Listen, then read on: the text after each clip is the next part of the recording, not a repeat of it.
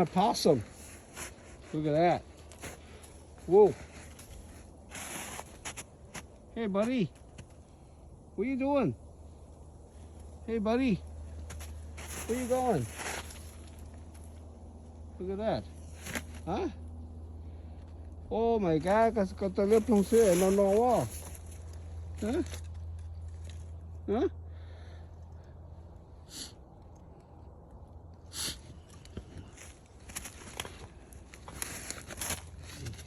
Wow. Tụi nó mới cá hua opossum nè. Nó sẽ có tới tí chúng một lâu lên trên nó hiểu.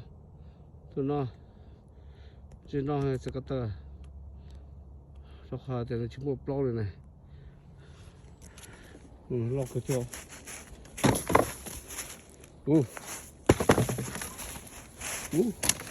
Cái này là tỏ của thiếu. Where you going? Rồi nhớ hồn nó nè. Nhớ bơi nó nè, bơi nó chỉ nó muốn đông cho nó chỉ nhớ hộp cán đồng của nó. Look at that. The plum của nó đây.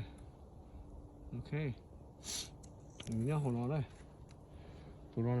Tụi nó mới cá hua opossum đó.